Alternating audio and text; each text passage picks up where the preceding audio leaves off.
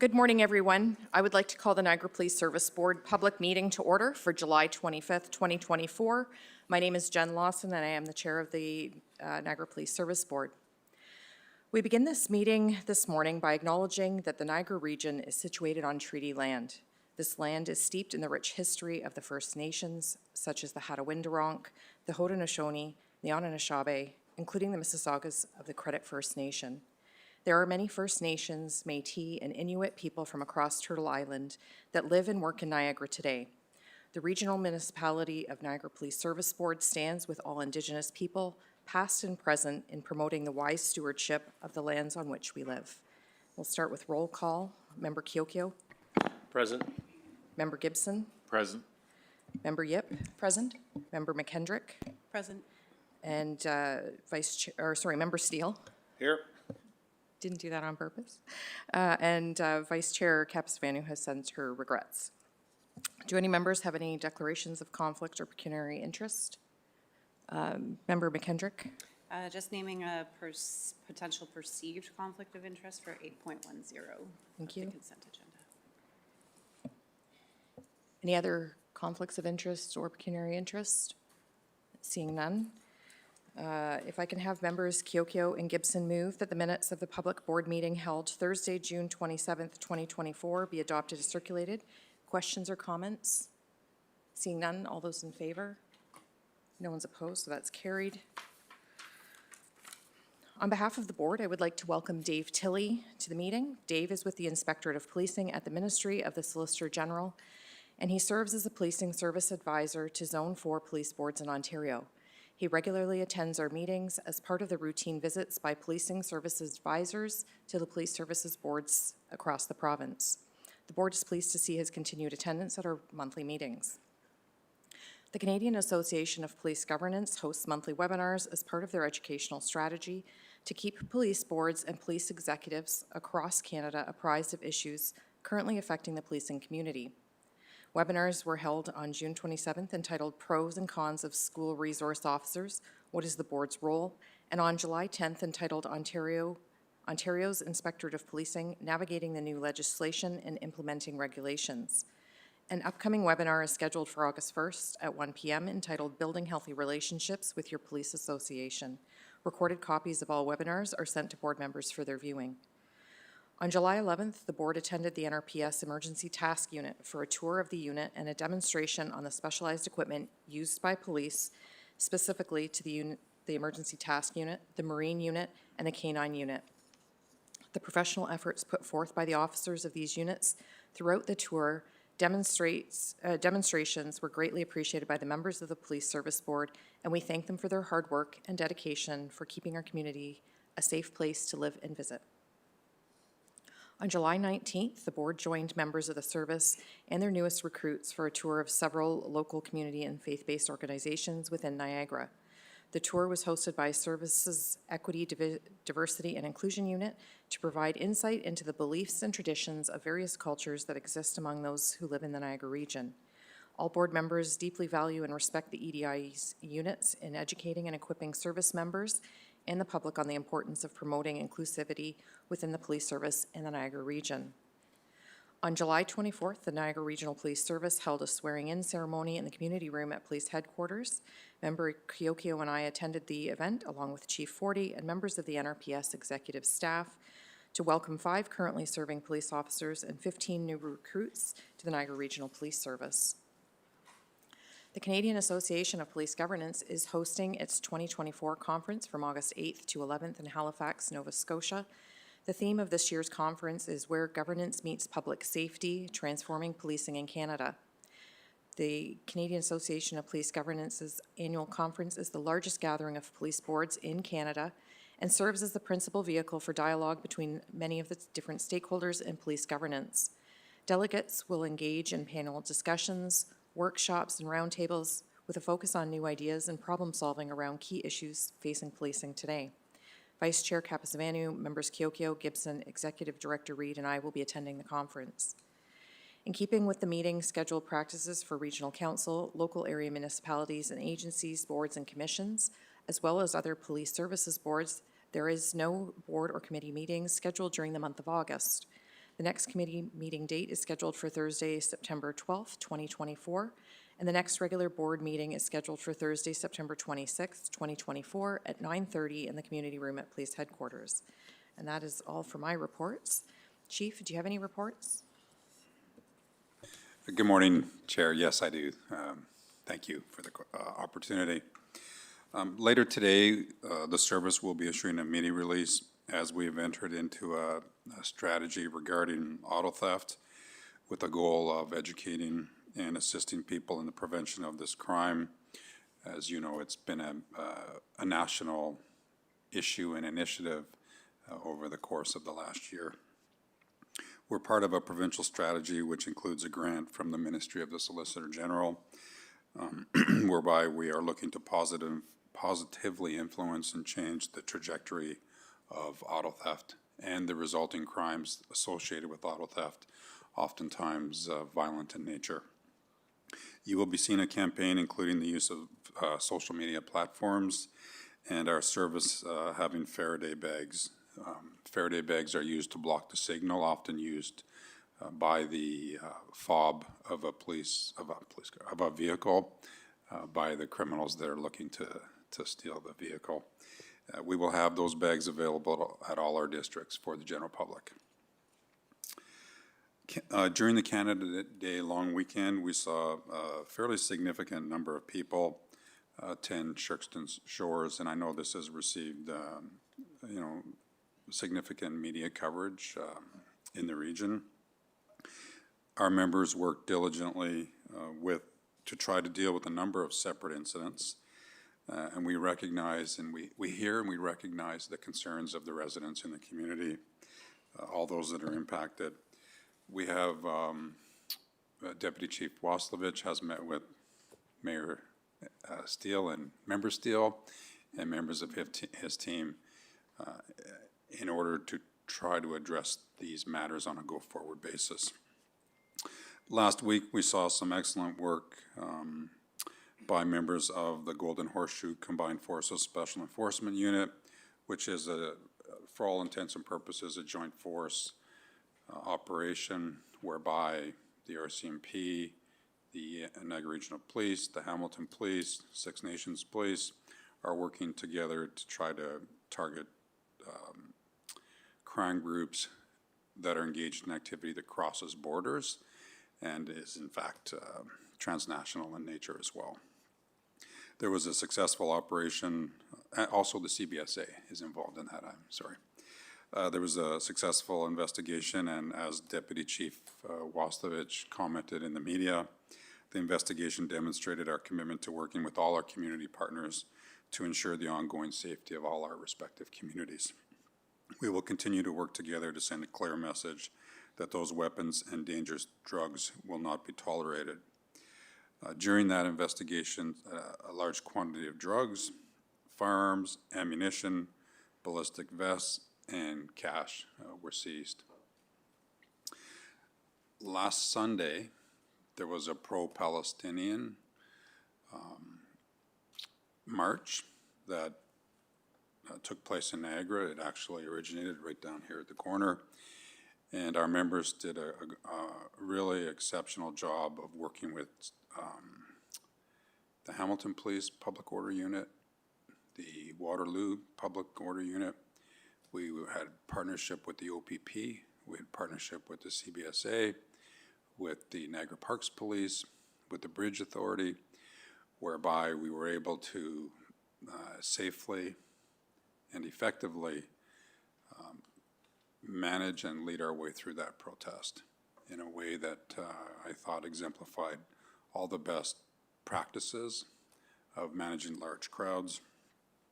And there's always a danger when something like that takes place to name one person in particular, because there's dozens of people that play a really significant role. But I think I would be remiss if I did not comment on the management and leadership demonstrated by Staff Sergeant Matt Whiteley in terms of his putting an operational plan together on Sunday morning, briefing this room, which was full of first responders ensuring that there was effective communication, there was a plan that was understood by everybody, and it was executed in a great way.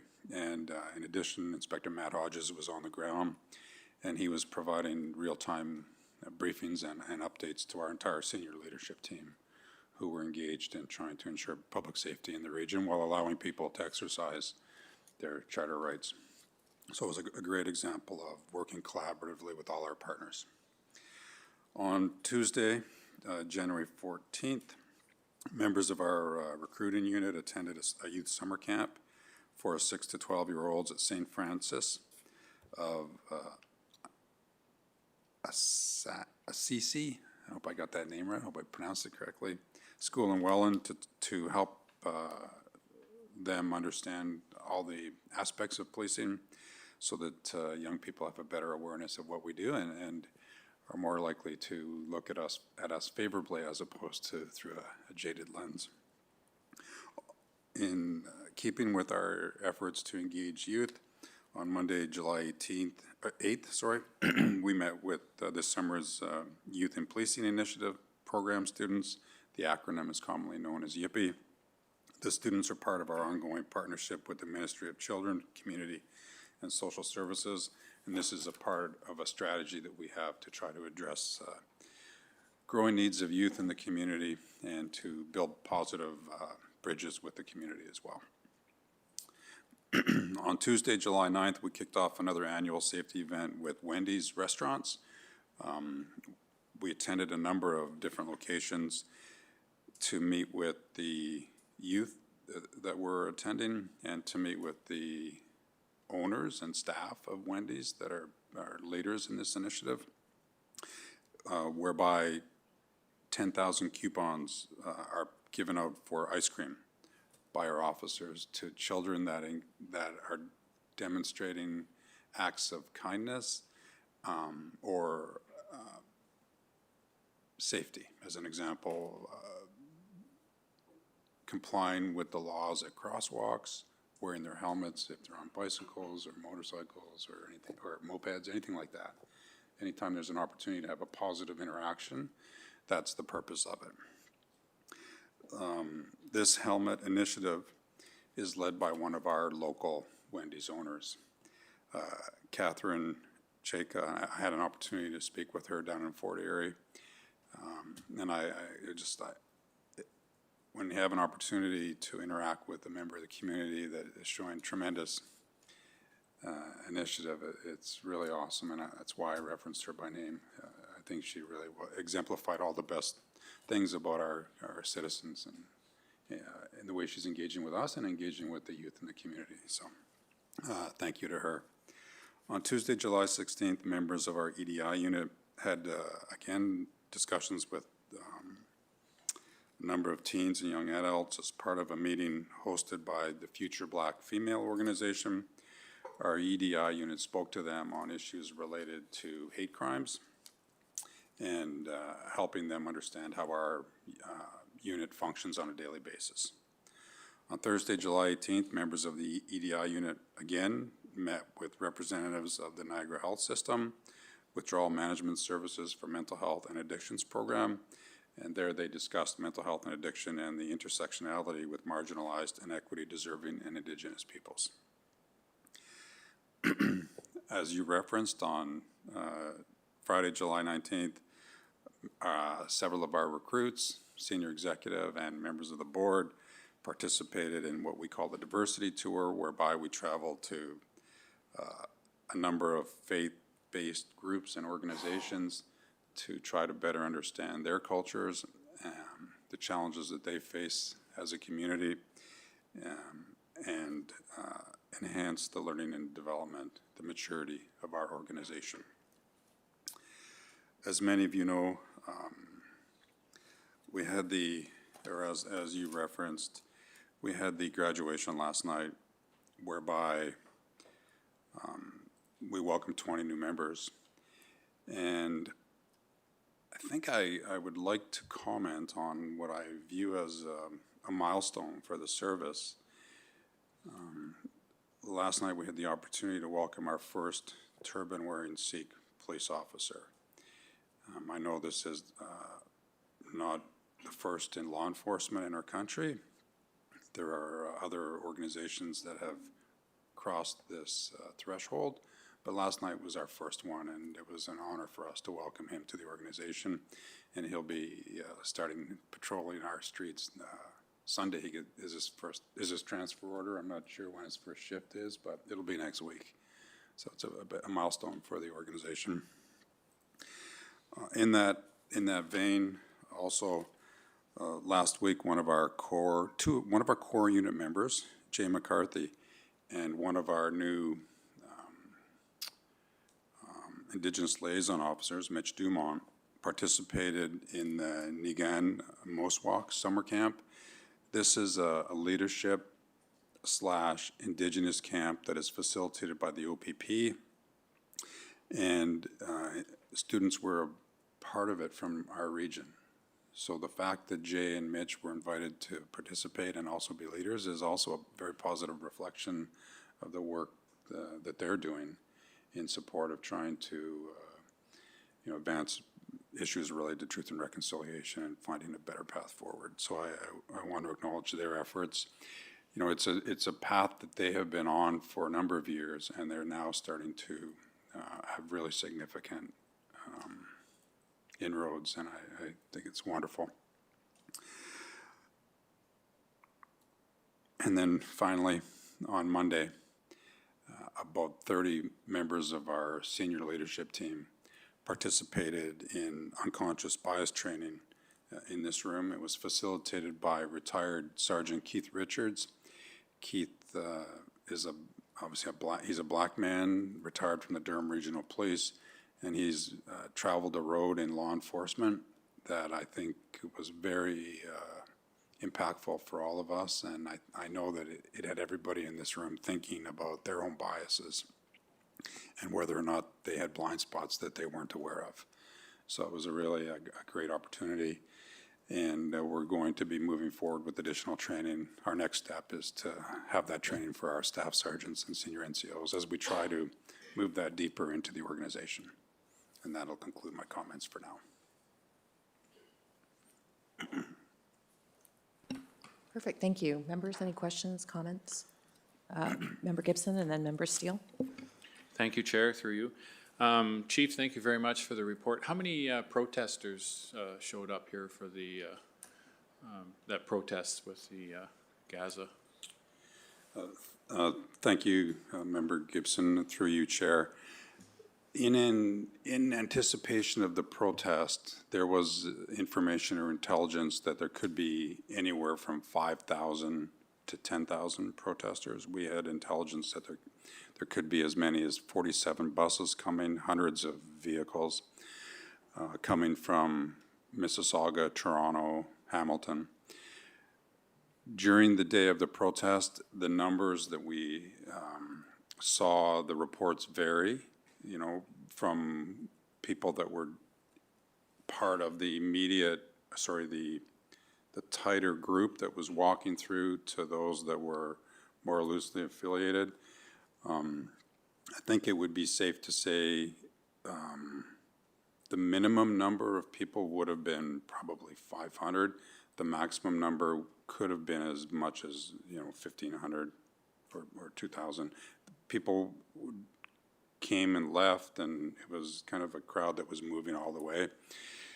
From an aerial shot, the numbers don't look that significant, but if you were in our real-time operations center and you saw the protesters traveling through the intersections, the numbers looked a lot better. But as I sit here today, I'm not aware of us having done a spatial, like a manual count, but the numbers were significant. And it's like most large initiatives, and you plan for the worst and hope for the best. And in this case, we were prepared for whatever was coming. We were in, as I mentioned in my comments, in discussions with all of our, local partners, provincial partners, federal partners, and there was an excellent sharing of communication by the command team, whether it be through Todd's side with operations or Lou's side. It was all hands on deck, and the communications, the bilateral communication was exceptional. Thank you. Member Steele? Thanks, Madam Chair, and just to shout out and put my mayor's hat on, and thank you and your staff, specifically Deputy Wasilovich, who reached out to me very quickly on Tuesday morning after the long weekend. We put a meeting together with my senior staff, NRP between Welland and Port Colborne detachments, Todd's staff, fire, EMS we couldn't get hold of right away, so we did have a roundtable, pretty much led by Todd, but mainly, quite frankly, our staff, Sergeant Lishke and Port Colborne Waynfleet Detachment. And then we reconvened with Shirks and Shores last Monday, week ago Monday, and came around with a good roundtable with them. They've actually started to implement a number of suggestions that we made. They were in planning already, so we do thank you. I think everybody came together very quickly. Those were good meetings, but quite frankly, on the NRP side, I'll switch hats, put my NRP hat on. The way we reacted as a force and how we handled ourselves and brought forward the suggestions to Shirks and Shores and continually working with them.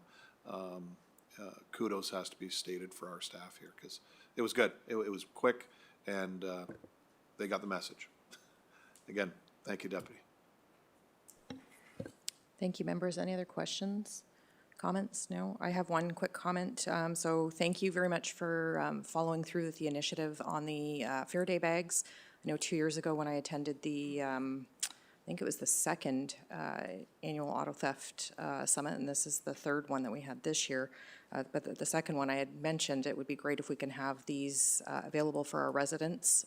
So for those that don't know, again, pick up your Fair Day bag from, I guess it's at the different detachments, and if you aren't sure what those are, you can also purchase them off of different retailers. You can get a box where you put your keys in it, and basically it protects your protects the transmission signal so that it helps reduce auto theft. So I'm glad to see that that initiative we discussed 2 years ago come forward, so thank you for that. With that, I guess there's a service presentation a little later. We're going to move to consent agenda. We'll move items 8.1 to 8.21 in block. If I can have, 8.10, sorry. We're going to back up for a second. I'm going to move 8.1 to 8.9 and 8.11 to 8.21. So we're going to leave out 8.10 separately. Can we do that? Yes. Perfect. And if I can have members Yip and McKendrick move that the information be received for all of those except for 8.10. Questions, comments? Chief, do you have any additions to any of those reports? Thank you, Chair. The additional comments that I could make are in respect of the authorized strength report, if there were any questions about that, and in particular, the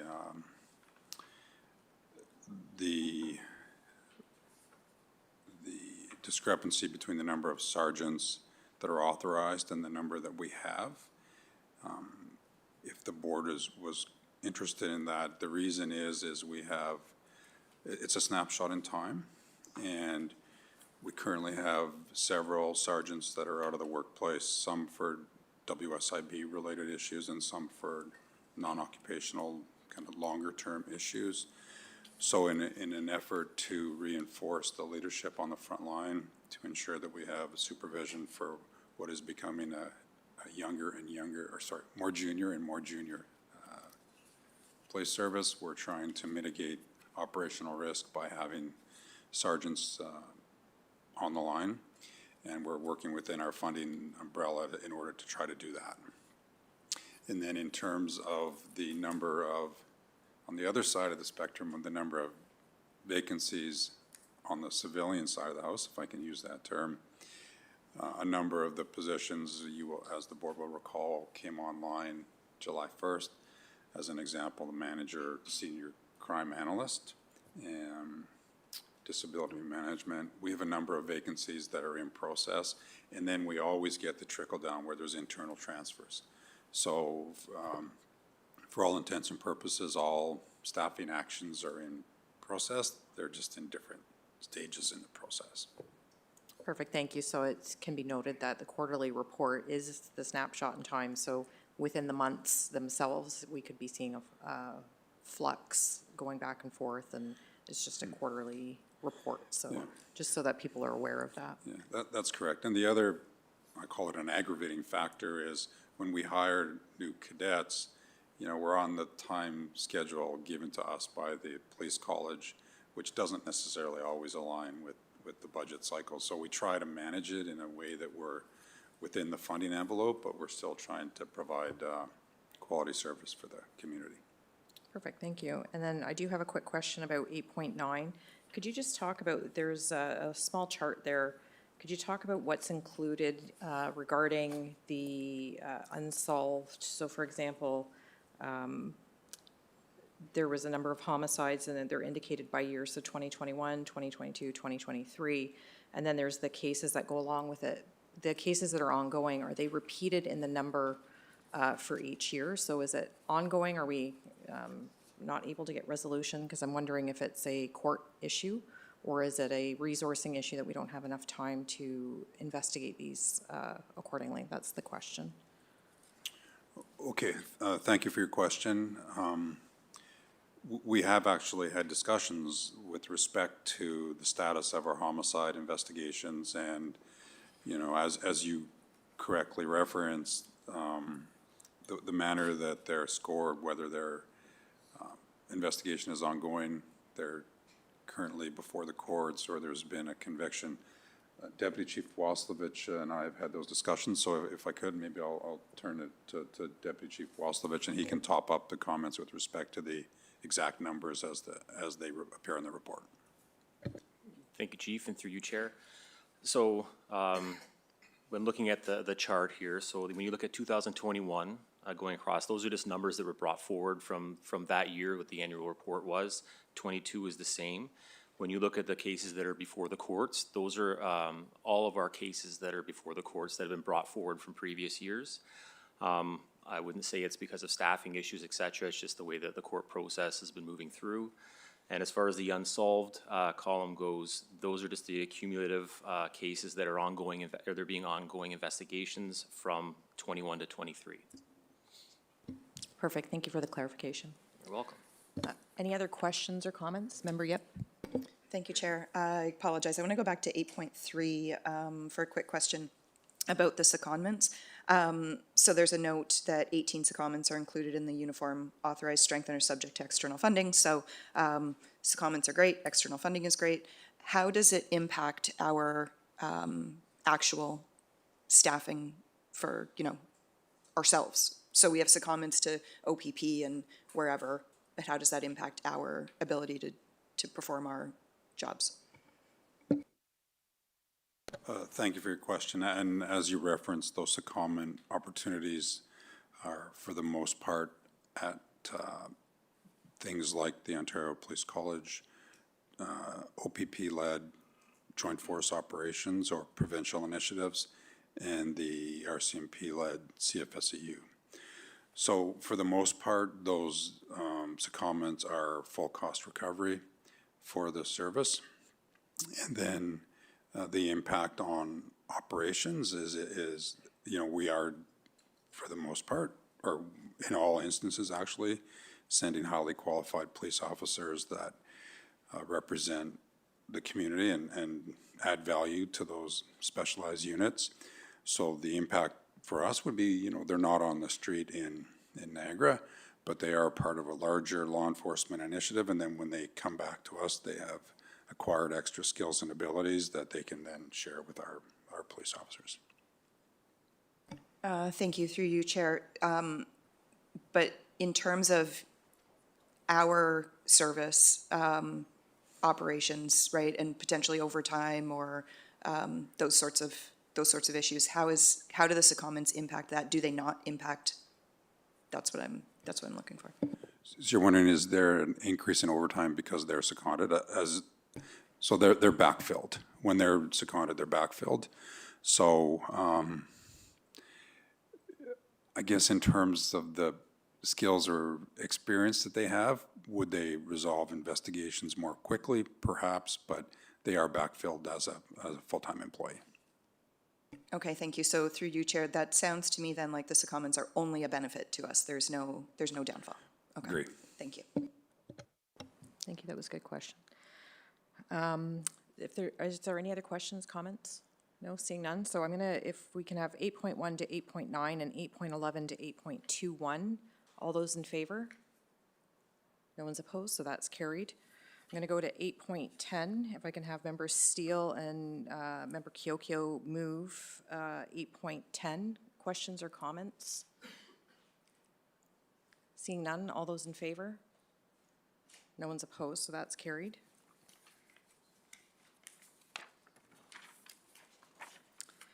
Move on to new business. If I can have Member Steele and Member Kiokio move that the board approve the closure of the identified completed capital projects and the transfer of funds to the Police Capital Levy Reserve in the amount of $20,353.02. Any questions or comments? Seeing none, all those in favor? No one's opposed, so that's carried. 9.2, I believe we have a presentation. Did I read that? Okay, so for 9.2, if I can have, I guess we'll do the presentation first, right?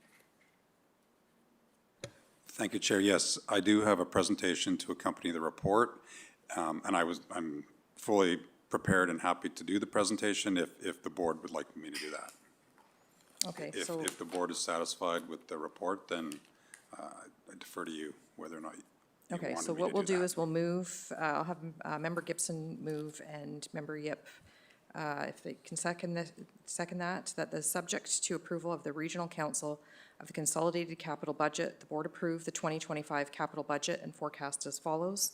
Number one, that the 2025 capital budget of the Niagara Regional Police Service of $6,771,000 as summarized in Appendix 1 be approved.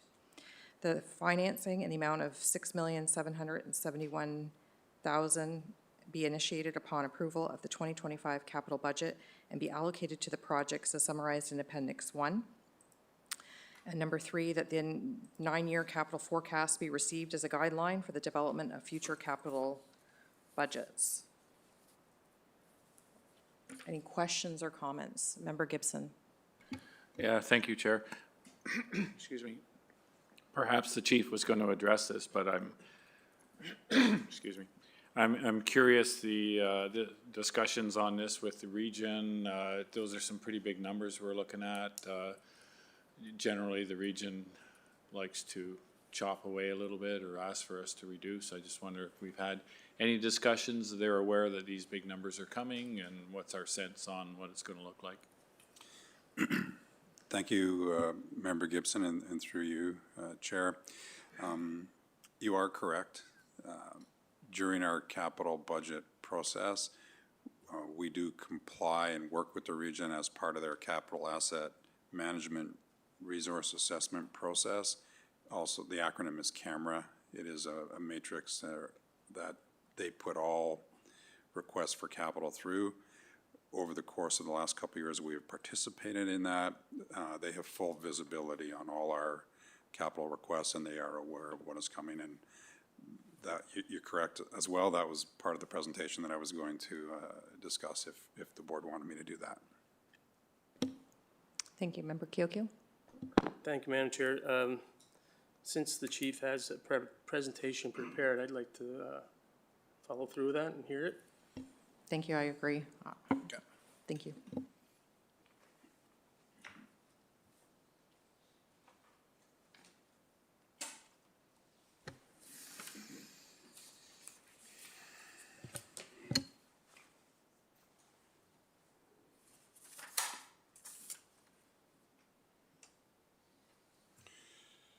Thank you, Member Kiokio, members of the board, for providing this opportunity to present the presentation.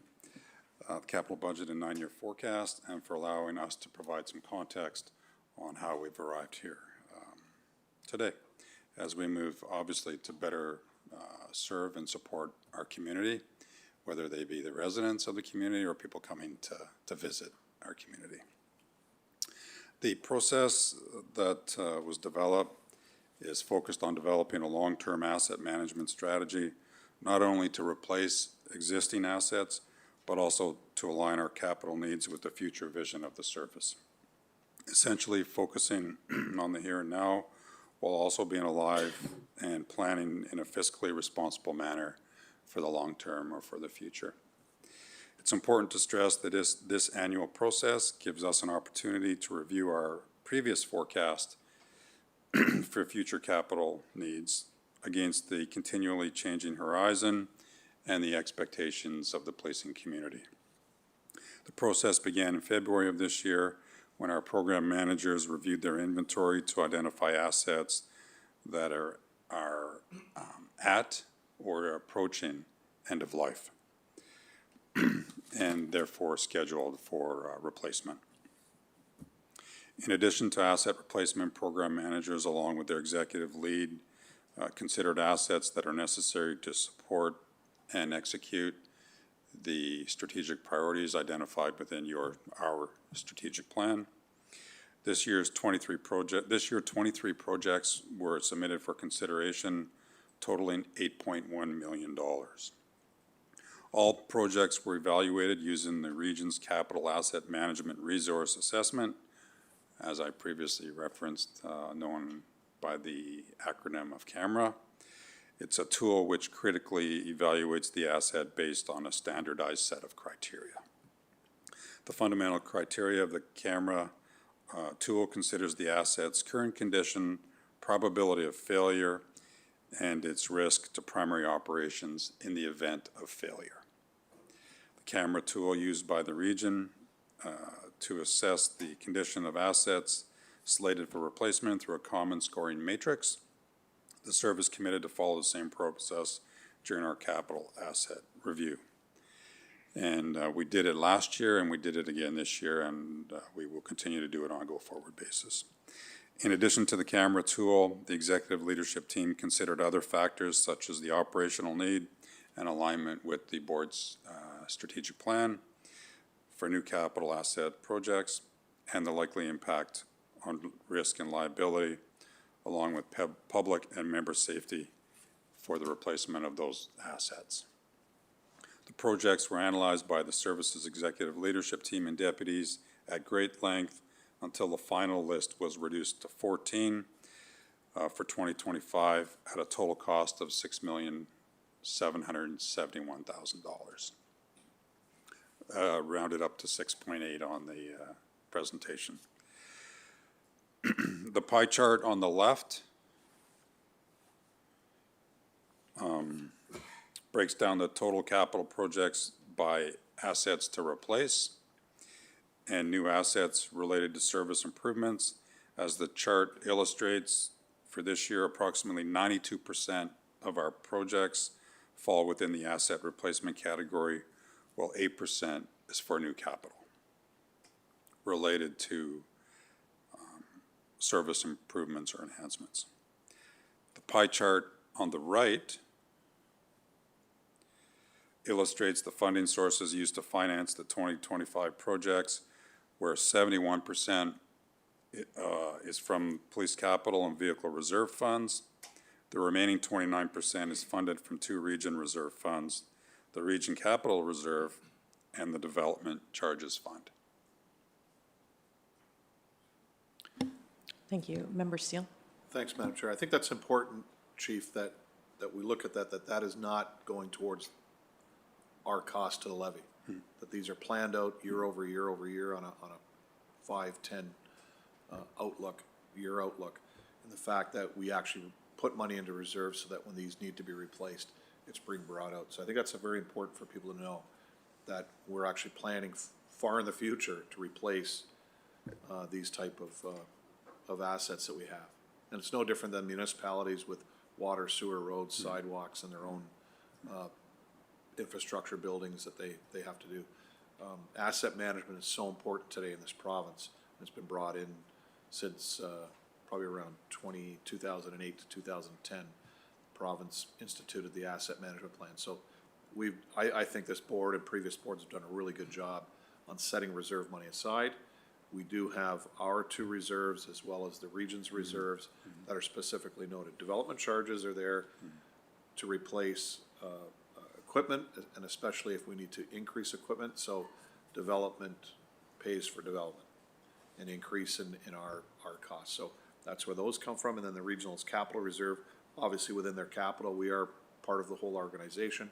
So whether it's the police force, EMS, a sewer plant, a water plant, regional roads, that's how regional capital levy reserve works. So yeah, it's not like we're throwing 6.7 million more to the taxpayer. We're not. This is year over year over year planning. So thank you, Chief. Thank you for your comments. As mentioned, we went through a fairly rigorous process to examine the capital projects submitted to a final list which exceeded funds available from our reserve funds by $3.6 million. It became apparent that we needed to seek alternative funding sources to finance all projects, and after significant consultation with the region and submission through the camera process, two capital, as you reference, Member Steele, two capital projects were able to be funded through the region's capital reserve, and one funded through developmental charges, monies that were set aside. So, I would be remiss if I did not mention that Laura Rulo, who oversees our finance department, is always in ongoing discussions with the region and has been an advocate for a long-term strategy with respect to reserves that allows for the police service and the region to be sustainable.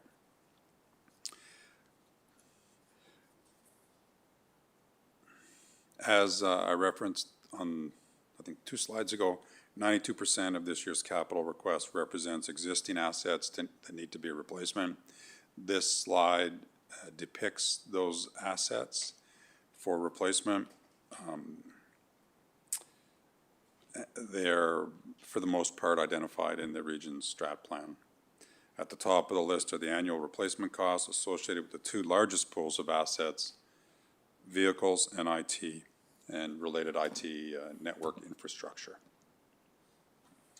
For vehicles, the capital request is $2.2 million, funded from our Vehicle Reserve Fund. The Vehicle Replacement Program takes into consideration the age of the vehicle, the odometer readings, overall condition, and intended or projected applications of the asset to ensure overall safety and effective guardianship or stewardship of the asset. By virtue of their duties, patrol vehicles are operated in demanding or harsh conditions, often idling or operating 24 hours a day, 7 days a week. As an emergency service, vehicle reliability and availability are paramount. They're fundamental to our ability to respond to calls for service, or foundational to our ability to do that. And we have to ensure that they are able to respond appropriately and effectively at all times. Sorry if I can interrupt for a quick second. Member Kyokyo has a question. Thank you, Madam Chair. Again, through you, Chief, I guess this was a topic of discussion last year as well as vehicle replacement. This is a continuous item that keeps coming up year after year, I would assume. As our vehicles age, we keep replacing them, right? Yes. Because I think last year we spent quite a bit on replacement as well, and we see another over 2 million for this year. So moving forward, are we catching up with things, or are we seeing something like a levy that's going to be every year around the $2 million mark? I think that's a good observation and a good question. You know, what we've tried to do, or what we try to do, is stagger our vehicles so that we're not buying 10 million in 1 year and then they're all reaching end of life at the same time. We will always have vehicles that are nearing end of life, and we try to engage in a procurement strategy that I don't want to say shares the pain, but is equitable year after year after year, so that there's a long-term not a significant impact in 1 year, and there's a longer-term strategy. So just to clarify, the vehicle replacement strategy includes the procurement, obviously, and then it also includes the rotation of those vehicles into maybe a lesser position where it doesn't have to have as much regular use. And then on top of that, continuously fixing it as long as we can until we have to replace it. And that strategy is a longer-term strategy whereby we know year over year that a similar amount on average is going to have to occur. So that's where that 2 million on average per year is occurring. Would that be correct? There's a strategy. Vehicles are moved across the service where to try to maximize the efficient use of public monies, I'll call the vehicle public monies, while still making sure that the service delivery in the community is effective. The expectations of vehicles differ. Some vehicles have the ability to we have the ability to retain them longer because the conditions they're used in are not as severe. But we are trying to provide effective stewardship of public monies in a way that translates to the most effective service delivery model possible. Thank you. I think we both just said the same thing. Member Yep? Through you, Chair. So the vehicle replacement is a real sticking point for one of my council colleagues from Fort Erie. Shout out to Councillor Encina. So we discussed last year in detail the strategy for vehicle replacement. Has the camera tool changed the process in any regard with respect to that strategy? Are there more vehicles that are getting sort of caught up with that new strategy, or are there fewer vehicles? Has there been any change? I didn't sit at the camera table as part of this year's process. Deputy Chief Greco did. Maybe I'll invite him to provide any additional insights he might have with respect to that particular discussion, if I may. Thank you, Chief, and through you, Chair. So the process hasn't changed, the camera ratings haven't changed. What we have been doing, and the Chief referenced it, was a frontline patrol vehicle or an investigative vehicle that is of a higher priority that we have to make sure is available. Those vehicles are now being repurposed into admin vehicles that won't be responsible for an emergency response to try to extend the life of those vehicles and also reduce the costs on it. It was in the presentation earlier with the growing municipality, we had approval to increase because of development by 5 vehicles. So that complement has increased by 5 vehicles on the patrol side and several other specialty unit vehicles that have come in. But the majority of them are replacement based on the schedule, based on the mileage, based on the expected lifespan of the vehicle. We can advise that our fleet technicians and through the manager there are looking at options of potentially looking at the data regarding the maintenance costs of the vehicles that are extending into longer times, potentially extending the life and the use of those vehicles, which will in turn extend and reduce the costs associated with it. So they are looking at those elements, but the big piece is that repurpose of admin vehicles, which as we continue to grow as an organization, we have to have this equipment. Those are some of the steps that are being taken. Okay, thank you, through you, Chair. And so you did just say this, but I just want it to not get lost in what you said. So the strategy where we're now looking at repurposing vehicles is reducing the overall replacement, like the new vehicles, that's a separate thing, in my opinion. But that repurposing of vehicles is reducing the overall annual budget request. Is that correct? That's what the hope is that we'll extend the life of the vehicle, which in turn will reduce it potentially for this year, but might have to catch up next year. So. Thank you for that. Chief, if you'd like to continue, please. Thank you. And before I jump to the next slide, which talks about the 5 new vehicles, I would also add that we have, over the course of the last couple of years, introduced what I'll call an inventory tracking system called Key Tracer, whereby we are flagging vehicles and we know which ones are getting used and which ones are not getting used, so we can ensure that there's an effective use of all the vehicles so that we don't run into a situation where we've got a car that is, I'll say antiquated or old and has limited mileage, and then nobody wants to drive it. We're trying to ensure that we are cycling through all of our assets in a responsible way. And then the next slide talks about the new assets. So the 5 vehicles as just was just discussed. Over the course of the last 3 or 4 years, the board will be aware that we increased the size of our establishment in specifically 1, 2, and 3 district, and we are now finding ourselves in a situation where the data suggests we need vehicles for those people. So that's in large part what that is. In addition, as you know, we created the core unit, and in order to ensure that they're effective, we need vehicles for them.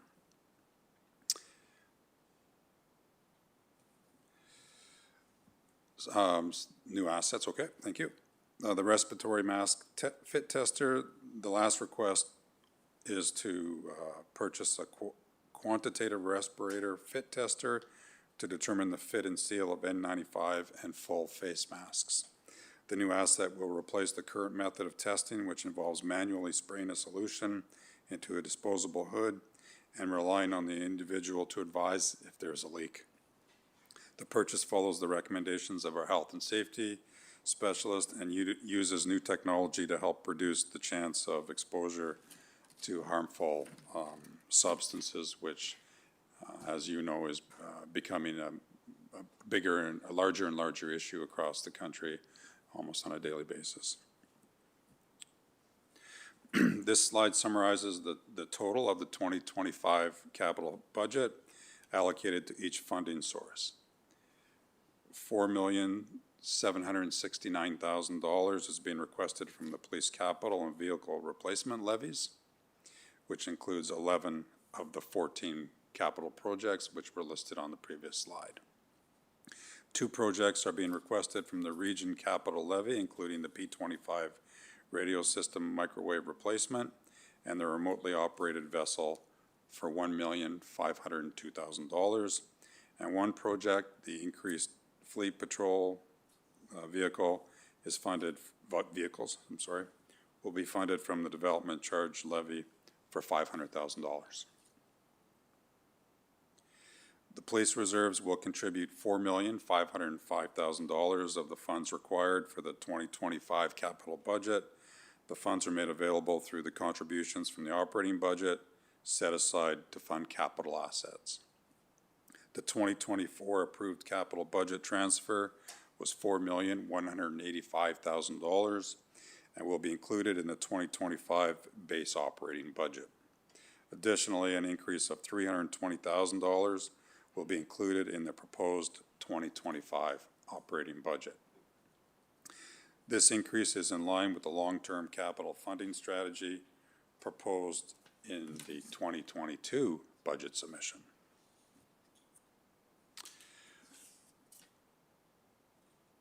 The long-term capital funding strategy will increase our operating budget capital contributions by $320,000 per year to reach $5.6 million by the end of 2029.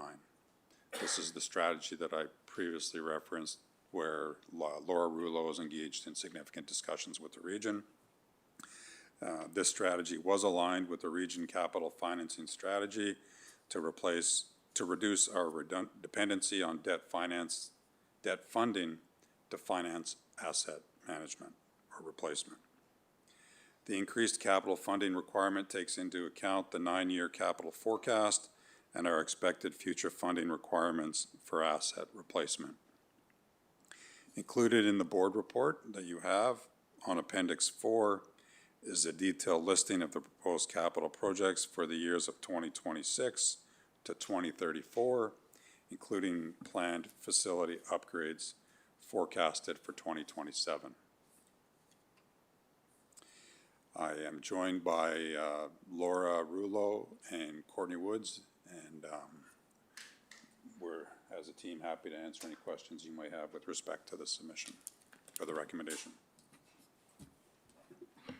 Thank you. Members, questions, comments?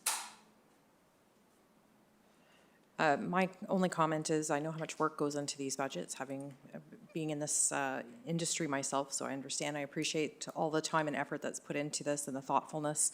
I understand the discussions that go back and forth with the region and the passion that can sometimes happen when you're having those conversations, going back and forth, trying to explain that things get more expensive as time goes on and things like that.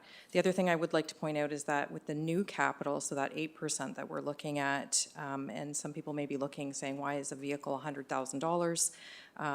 There, obviously, when you purchase the vehicle has a cost, and then there's all the outfitting of the vehicle itself with all of the radios, the decals that have to go on, all of the other equipment that has to go on it. So that's why the expense of the additional vehicle. And thank you for also pointing out the new capital. One of the questions that I tend to ask is about the operating that goes along with the new capital. So the increased costs in gas that will go along with those new vehicles is part of the operating cost request. So that's all for me. If there's any other questions or comments. Member Kyokyo? Thank you, Madam Chair. Just to go back to the capital assets to be replaced, there you are. I can appreciate some of the items that are there, and we were fortunate enough to have that tour a couple weeks ago of certain departments.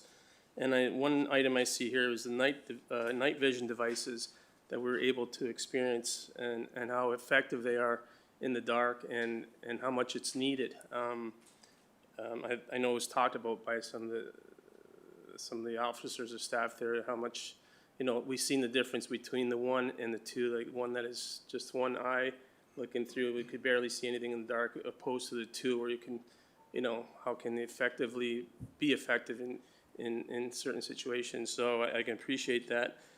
Now it's $110,000. I'm not sure if anybody can answer this, but how many units, how many night vision devices does that buy? Because I know that was an item that something that was, like I said, was really effective. And I just to give an example to the board and to the people that are watching, how important some of these items are to our officers. And also, we talked about the police vest electronics, and they spoke about the importance of that as well. So these are all items that I can appreciate the work that's gone into, and from that tour that we did that day, I realize the importance of it all. So I congratulate staff for what they've done. But just for that night vision device, for myself, I know it was talked about quite a bit, and I just want to know how many devices it does cover. Thank you for your question and through the chair. I concur with you on the significant value added. It enhances our members' safety, and it actually enhances the safety of all the people we're dealing with in those high-risk situations. The specific number of devices is 5. Yes. Oh, that's good. I'm sure they'll be happy to hear that, staff, because and I hope we do approve this because I think it's very much needed. My second question is the P25 radio microwave network system, which is $1.1 million. Can you elaborate on that one? I'm not sure what that's all about. So I believe it was 2016. The service went to digital radio, it is digital radios. It's the modernization of technology, moving from the analog radios, which some fire departments still use, but police services for the most part have all gone to digital technology. And this is in keeping with the maintenance of the P25 radio system. Digital technology. Okay, great. I just seen it's 1.1 million. I guess it's revamping the whole system almost, or adding to it. No, we have, I believe, about 1,000 licenses. You go ahead, Lou. Thanks. I just want a better clear because it's a high item. So through you, Chair. So the actual microwave system is a system that supports the actual portable radios. So for the radios to communicate to each other, they need that network system. This is that network system, which is now at end of life. It needs to be replaced. I got it now, thank you. Thank you. Any other questions or comments, members? No? Seeing none? All those in favor? All those in favor? No one's opposed, so that's carried. 9.3, if I can have members McKendrick and members Steele move that the board authorize the chief of police to implement the funding model framework as presented, and further that the formal agreements with the service partnership agencies be developed for the 2025 budget cycle, and that the agreements be brought to the board for consideration. Questions or comments? Seeing none, all those in favor? No one's opposed, that's carried. 9.4, if I can have members Kiokio and Gibson move that the board approve the Motorola Solutions quote 2670724 NSMO for the purchase of 170 portable radios at an expected cost of $784,724.28, net of HST rebates as appended to the report. Questions or comments? Seeing none, all those in favor? No one's opposed, that's carried. Items 9.5 to 9.9 are special fund requests. And before we consider special fund request items 9.5 to 9.9, I would like to remind members of the public that the special fund does not form part of the police operating budget and is separate from the regional tax base. The special fund is a discretionary pool of funds which is used for grants and charitable donations. Disbursements from the fund are made in accordance with the guidelines provided in the Community Safety and Policing Act and with Board Bylaw 403-2024, Special Fund Administration Limitations and Guidelines. If I can have members Steele and McKendrick move that the board approve a donation in the amount of $800 from the special fund for the registration of a foursome of golfers at the Niagara Regional Fire Chiefs Association Golf Classic. Questions or comments? Seeing none, all those in favor? No one's opposed, so that's carried.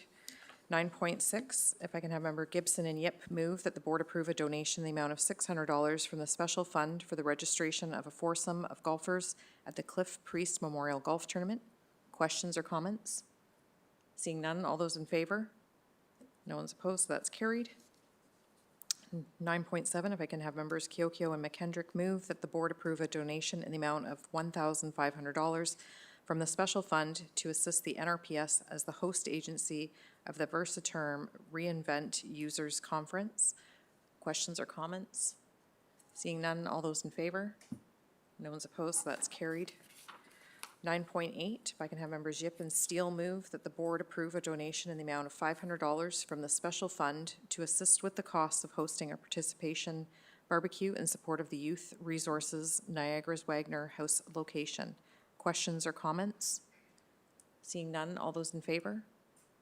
No one's opposed, so that's carried. 9.9, if I can have members McKendrick and Gibson move that the board authorize a donation in the amount of $1,000 from the special fund to the Heather Winterstein Foundation. Questions or comments? Member Yip? Thank you, through you, Chair. This isn't actually a question about this particular special fund request, but all of the special fund requests that we're looking at today are first-time special fund requests. Is that indicative of anything other than, I guess people are learning that we will provide them with funding? I think it's a couple of things. I think one is the community awareness, and the second is as an organization and as a board, us being fully transparent with respect to how funds are being, any funds that are related to or flowing through the service are being spent. So it's just trying to have, one, ensure we're working with as many community partners as we can, being supportive of vulnerable communities. And second, trying to be, or wanting to be fully transparent with respect to everything we're doing. Thank you for the question. So for 9.9, all those in favor? No one's opposed, so that's carried. Do any board members have any other new business? Seeing none, Chief, do you have any new business? No, thank you. We're going to move items 11.1 and 11.2 in block. If I can have Member Kiokio and Member Yip move that in accordance with the board direction, the above noted in-camera reports be made available to the public. Any questions or comments? Member Gibson? Thank you, Chair, and through you. In regards to 11.1, it's all good with the SIU. The fellow fell 4 stories. Is there any civil process coming from that? Because I'm guessing there's probably some lasting injuries, and I'm just curious, there's nothing in the report about any civil processes on that?